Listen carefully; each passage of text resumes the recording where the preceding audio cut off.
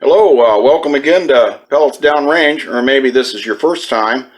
Today, I want to talk to you about my new pellet pen and what I've done with it. I got this on a pretty popular website. I don't know if I should mention the name of this particular pen, but this one's in 22, and they're pretty easy to come by. But what I noticed is when you get these days, they're a little hard for me to find without all the seating probe that goes on the end, which I really wanted to do that because using my thumb in the brake barrels, unless you have a swarm, a Gamo swarm, or one of the other Hatsons, or one of the other ones that automatically load your pellet, you have to push that pellet into that breech and try to engage that rifling, and it can be kind of interesting sometimes to do that, maybe a little tough.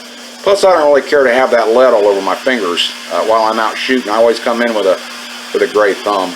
So I broke down, I bought one of these. There's other YouTubes on these things on how to make these, and that's a good idea too. I went ahead and got one of these just because it was already done. It wasn't too expensive. But the reason I'm making this video is because, well, I came up with a little way to make a probe, a seating pellet seater, let's call it, or pellet probe. I'm not sure what the exact name of it is, but what I did was I just took a 1/4 bolt and I ground the end of it very carefully and sanded it so that, well, yeah, I'd push, let me get a pellet here. And it engages the back side of this pellet, and what I'm doing is I'm pushing the inside of that pellet.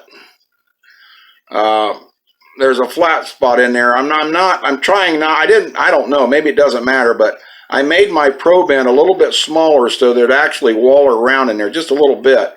I didn't really want to affect my skirt too much when I was pushing that pellet in, because the skirt end tends to engage a little bit more than the head when you're putting that pellet in.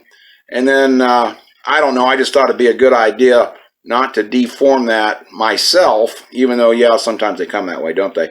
But that's why I made this end just a little bit smaller so that it fit inside. And then you can adjust this nut, this regular 1/4 nut, and you can screw this up and down on this piece of thread to different size pellets if you want.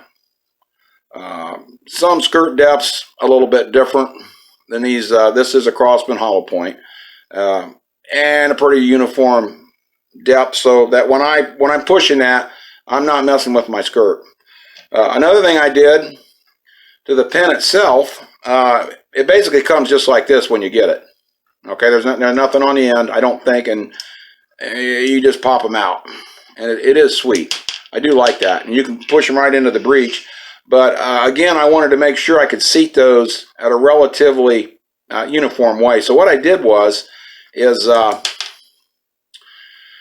I got a 1/4 tap, and the end of this, or not the end, but most of this tube has a slit in it. It goes all the way up here. So if you just try to run a tap in here, well, it's going to expand that a little bit. You're not going to get much thread cutting going on, and that's what I wanted to do. I wanted to cut some internal threads in that so that I could thread a 1/4 bolt in there relatively easy. So what I did was I left this in here, and I held it right here, and I just hand ran that tap right in there. I had a little holder on it, but I ran that in there by hand, up and down, I don't know, 2, 3, 4 times, and cut those threads a little bit.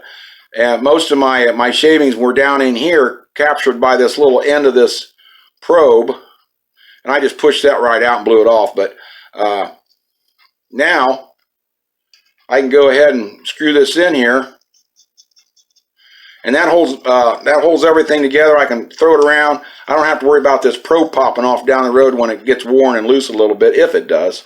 And I can pop my pellet in, I can flip this thing over, and I can seat my pellet right in the gun, and it's pretty consistent. It seats them in there all the time, pretty uniformly.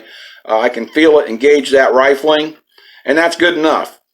And so at least I know as far as shot consistency, it's probably not my pellet depth that's being affected if my pellet's way off. There's, as you know, many parameters on a break barrel, but it's not going to be this, I don't think. So that's my tip.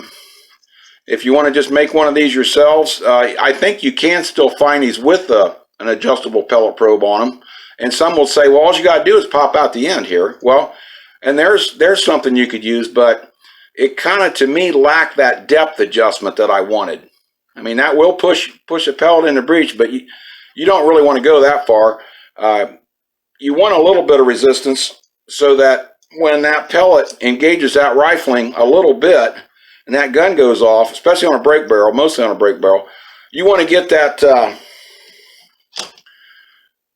you want this skirt to expand, and it will do that. There's some other great videos showing how this expands, engages that rifling even a little bit more. This will actually puff out a little bit, if you don't mind me saying. This is a 22, but it'll puff that out and you get a pretty good seal for that pellet coming out. And that happens predominantly on a break barrel just because of that intense pressure buildup that it affords. So that's why I don't like to put my pellets in too deep. I still want some of that engagement to happen with the gun going off, but it just puts it in deep enough to where when I close the breech, it's just a hair under flush, maybe a 64. So I'm not, I don't have to worry about shearing any part of my skirt in the breech. And as you know, if you don't get your pellet in far enough, you've probably all seen deformed pellets and what they look like. So this helped me a lot. Again, it's pretty much free. It's not too hard to fix whatsoever. You get a nut and a little piece of a bolt, cut it off with a saw or whatever, hacksaw, and grind that a little bit. And yeah, Bob's your uncle there. So I just wanted to show that. Hope that you found that interesting. It's working good for me, and that's why I wanted to share it with you. And yeah, stay tuned for more info. I got some things coming up. Like and subscribe if you're interested to learn more. And it's been good talking to everybody.